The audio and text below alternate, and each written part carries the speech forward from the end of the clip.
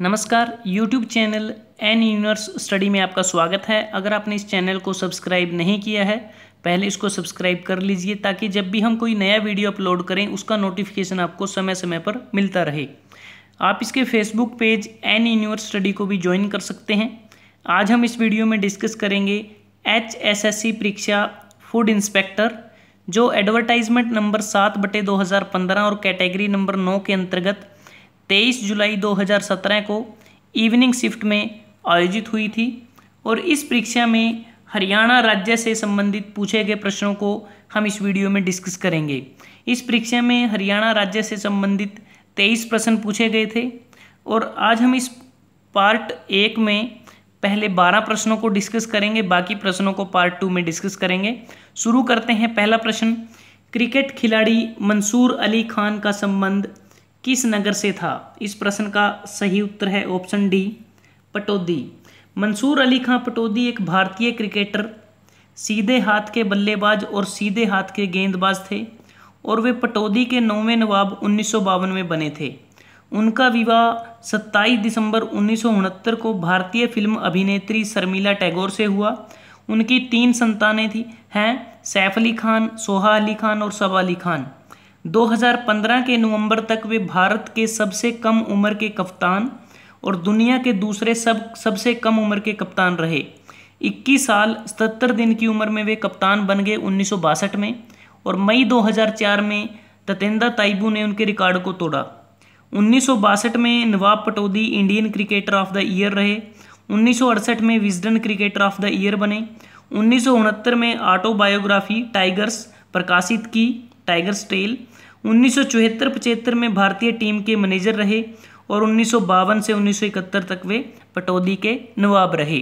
अगला प्रश्न है, राज्य स्तरीय गीता जयंती समारोह 2015 में किस नगर में मनाया गया? इस प्रश्न का सही उत्तर है ऑप्शन डी, कुरुक्षेत्र।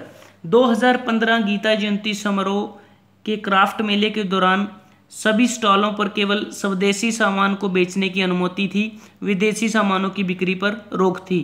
और 2015 में पहली बार गीता जयंती पूरे हरियाणा में मनाई गई थी और 2015 में श्रीमद् भगवत गीता की 5151वीं जयंती थी। और यह गीता उत्सव 17 दिसंबर 2015 से 21 दिसंबर 2015 तक चला और हरियाणा राज्य में वर्ष 1987 से कुरुक्षेत्र में गीता महोत्सव मनाया जा रहा है। अगला प्रश्न है, पशुधन अनुसंधान में सबसे अग्रणी जिला कौन सा है? इस प्रश्न का सही उत्तर है ऑप्शन बी, हिसार, क्योंकि हिसार जिले में केंद्रीय भैंस अनुसंधान संस्थान है। हिसार जिले में लाला लाजपत राय पशु चिकित्सा एवं पशु विज्ञान विश्वविद्यालय है, जो दिसंबर 2010 में अलग से यूनिवर्सिटी बना। इससे पहले यह चौधरी चरण सिंह कृषि विश्वविद्यालय के अंतर्गत आता था। अगला प्रश्न है, हरियाणा का प्रथम विशाल आकार वाला पैनोरमा कहाँ बना था? इस प्रश्न का सही उत्तर है ऑप्शन ए, कुरुक्षेत्र। इसका पूरा नाम कुरुक्षेत्र पैनोरमा एवं विज्ञान केंद्र है और इसके ग्राउंड फ्लोर पर दुनिया भर में जाने वाले महाभारत युद्ध के वैज्ञानिक तर्क दिए गए हैं। और यह थानेसर कुरुक्षेत्र में स्थित है और कुरुक्षेत्र रेलवे स्टेशन से 1.5 किलोमीटर की दूरी पर है। इसकी स्थापना वर्ष 2001 में हुई थी और यह श्री कृष्ण संग्रहालय के बिल्कुल समीप में है। अगला प्रश्न है, अंबाला संसदीय क्षेत्र से सांसद कौन है? इस प्रश्न का सही उत्तर है ऑप्शन सी, रतनलाल कटारिया। रतनलाल कटारिया भारत की 16वीं लोकसभा के सांसद हैं भारतीय जनता पार्टी की तरफ से, और 2014 के चुनावों में वे अंबाला लोकसभा क्षेत्र से निर्वाचित हुए। अंबाला हरियाणा की 10 लोकसभा सीटों में से एक आरक्षित सीट है और दूसरी आरक्षित सीट सिरसा है, जहां जिसके जो एमपी हैं वो चरणजीत सिंह रोड़ी हैं इंडियन नेशनल लोकदल पार्टी की तरफ से। अगर मैं बात करूं कृष्णपाल गुर्जर, ये फरीदाबाद लोकसभा क्षेत्र से सांसद हैं बीजेपी पार्टी की तरफ से और केंद्रीय मंत्री हैं। धर्मवीर सिंह भिवानी लोकसभा सीट से सांसद हैं बीजेपी पार्टी की तरफ से। कुमारी शैलजा कांग्रेस पार्टी की तरफ से राज्यसभा सांसद हैं और संसद के उच्च सदन राज्यसभा में हरियाणा के लिए 5 सांसद हैं। सुभाष चंद्रा निर्दलीय हैं, वीरेंद्र सिंह बीजेपी पार्टी से हैं, शादीलाल बत्रा कांग्रेस पार्टी से हैं, रामकुमार कश्यप इनेलो पार्टी से हैं। तो इस प्रकार ये 5 सांसद राज्यसभा में हैं। अगला प्रश्न है, हथनी कुंड बैराज परियोजना हरियाणा के किस जिले से संबंधित है? इस प्रश्न का सही उत्तर है option A, Yamunanagar. Hathni Kund barrage परियोजना पर लगभग 220 करोड़ की लागत से इस परियोजना का निर्माण 100 वर्षों से भी अधिक पुराने ताजेवाला हेडवर्क्स के स्थान पर किया गया।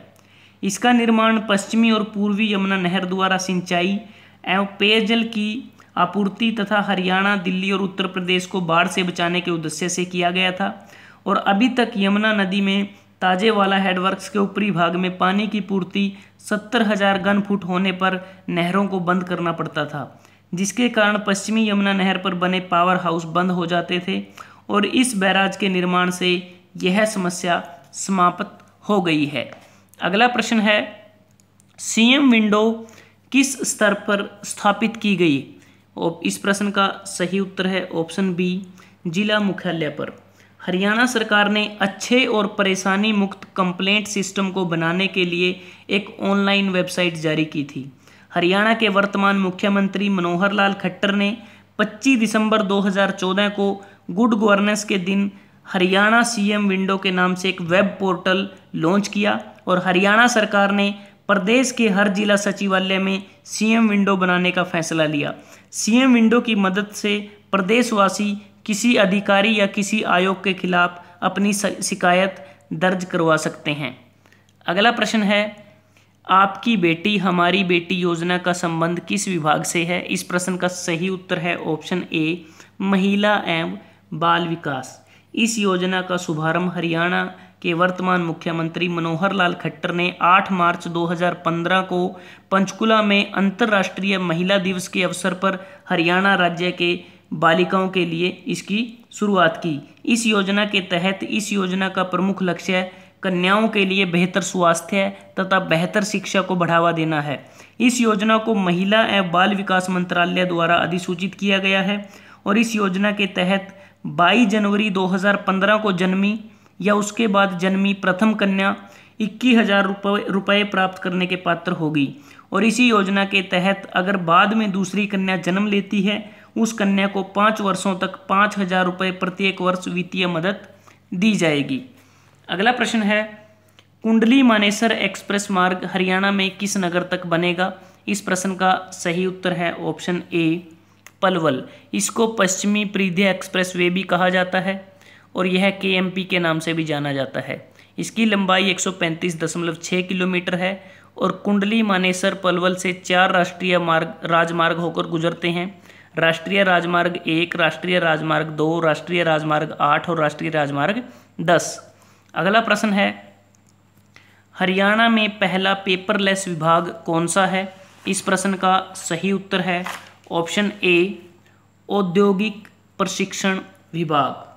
हरियाणा सरकार राज्य में ई कार्यालय प्रणाली चरणबद्ध तरीके से लागू करने के लिए प्रयासरत है। सरकारी कार्यालयों में कार्य को कागज रहित बनाने के लिए ये कदम उठाया जा रहा है। सरकारी विभागों में से हरियाणा औद्योगिक प्रशिक्षण विभाग पहला कागज रहित विभाग बना है और जिससे विभाग में ई कार्यालय प्रणाली के क्रियान्वयन से विभाग की कार्य प्रणाली में उल्लेखनीय सुधार होगा। अगला प्रश्न है, 1979 में फरीदाबाद जिला किस जिले से अलग होकर बना? इस प्रश्न का सही उत्तर है ऑप्शन बी, गुरुग्राम। 15 अगस्त 1979 को गुड़गांव जिले से अलग होकर हरियाणा का 12वां जिला फरीदाबाद बना था और आज फरीदाबाद अपने उद्योगों के लिए प्रसिद्ध है। 1607 ईस्वी में सूफी संत शेख फरीद ने इसकी स्थापना की थी और हरियाणा की आय का 60% हिस्सा फरीदाबाद से ही आता है और फरीदाबाद के प्रमुख स्थल भड़कल झील, बाबा फरीद गुबंद व सूरज कुंड पर्यटक परिसर हैं। बल्लभगढ़ फरीदाबाद का सबसे बड़ा शहर है और शहीद राजा नाहर सिंह का महल बल्लभगढ़ में ही स्थित है और 2011 की जनगणना के अनुसार हरियाणा का सर्वाधिक जनसंख्या घनत्व वाला जिला फरीदाबाद है, जहां 2311 व्यक्ति प्रति वर्ग किलोमीटर में रहते हैं और हरियाणा का सबसे बड़ा जिला जनसंख्या की दृष्टि से फरीदाबाद है, जिसकी जनसंख्या 18,09,733 है। और पंचकुला हरियाणा का न्यूनतम जनसंख्या वाला जिला है, जिसकी जनसंख्या 5,61,293 है। अगला प्रश्न है, गीता मनीषी के रूप में वर्तमान में किस स्वामी को जाना जाता है? इस प्रश्न का सही उत्तर है ऑप्शन डी, स्वामी ज्ञानानंद जी। स्वामी ज्ञानानंद जी महाराज का जन्म 15 मई 1957 को अंबाला शहर के समीप काकरू गांव में हुआ। महापुरुष फूलों के समान होते हैं, जो स्वयं तो सुगंध के भंडार होते हैं और दूसरों को भी अपनी खुशबू से मालामाल करते हैं। गीता मनीषी महामंडलेश्वर स्वामी ज्ञानानंद जी महाराज ऐसे महापुरुष हैं। स्वामी ज्ञानानंद जी महाराज ने संकल्प लिया कि जियो गीता के माध्यम से भगवत गीता को हर क्षेत्र की प्रेरणा बनाया जाए, और इसीलिए जियो गीता के माध्यम से स्वामी ज्ञानानंद मानवता के लिए यह आह्वान करते हैं, जियो गीता के संग सीखो जीने का ढंग।